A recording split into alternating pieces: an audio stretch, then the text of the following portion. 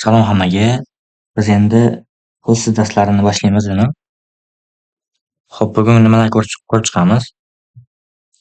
Xo'p, bugun biz border, ya'ni chegara qo'yish va margin va padding haqida gaplashamiz. Xo'p, bu faylni veskutda olaman.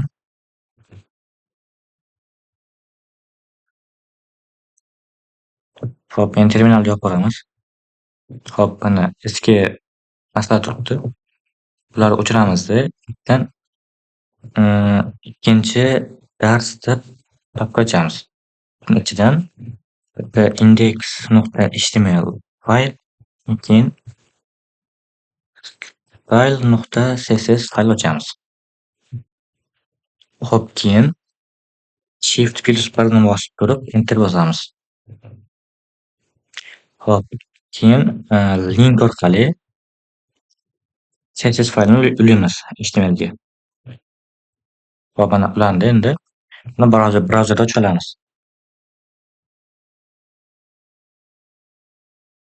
Xo'p, mana ochib oldik. Xo'p, endi ko'rsatishim uchun birinchi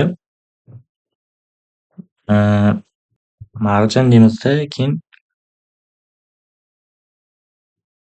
properties deb yozamiz. Xo'p, keyin pastidan div ochamizda. Xo'p, bunga lorem yozib chiqamiz. Lorem deymiz. Xo'p, bir 35 so'z bo'lsin deymiz. Yo'q, adashibman. Ko'paytirib ketib qoldi. Xo'p, ana. Endi 35 ta so'z bo'ldi.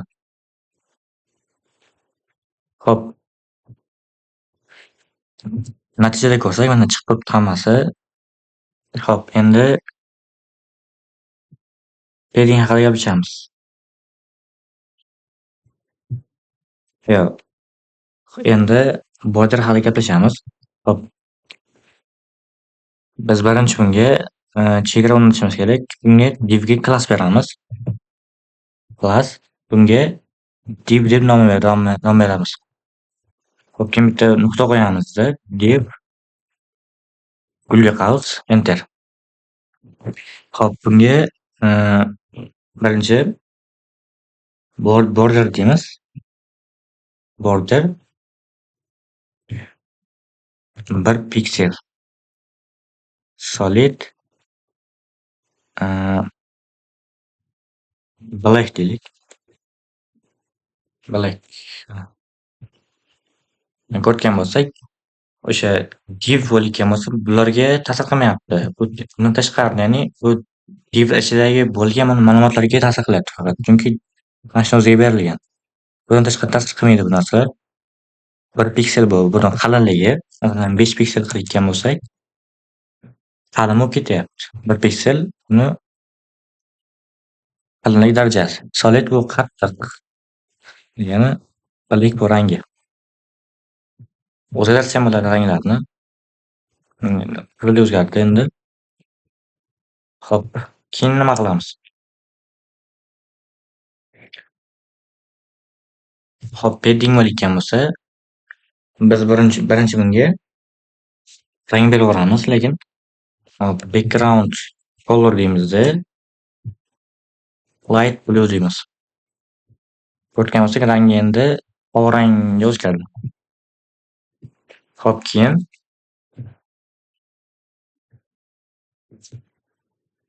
padding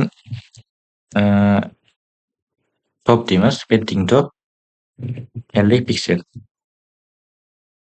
Bu ichkaridan suradi, ya'ni ma'lumot ichkaridan suradi, faqat chiqadi. Ya'ni xo'p, bu tepadan pastga tushirib beradi. Xo'p, keyin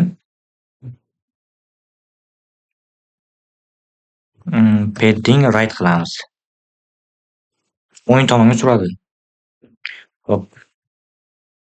30 piksel qilamiz. Mana bag'dan suriladi o'ng tarafdan. Keyin padding top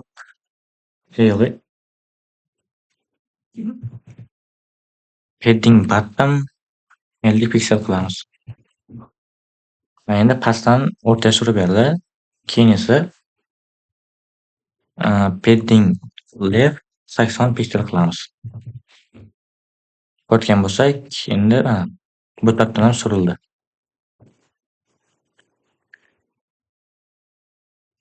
Padding vazifasi shunaqa.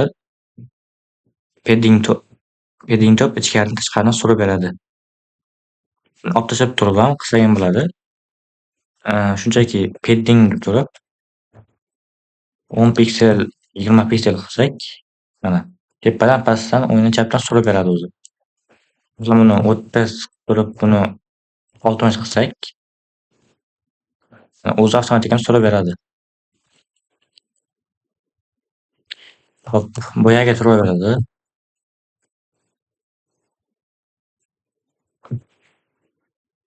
O'chirib tashlaymiz. Hop, keyin bunga nima qo'yamiz? Endi marjin haqida gapiramiz. Oldingi holatda bunga margin top deb yozamiz. Margin top 100 piksel. 100 piksel margin top bu tepadan pastga qarab surib beradi. Keyin margin button deb yozamiz. Bunga 100 piksel qo'yamiz.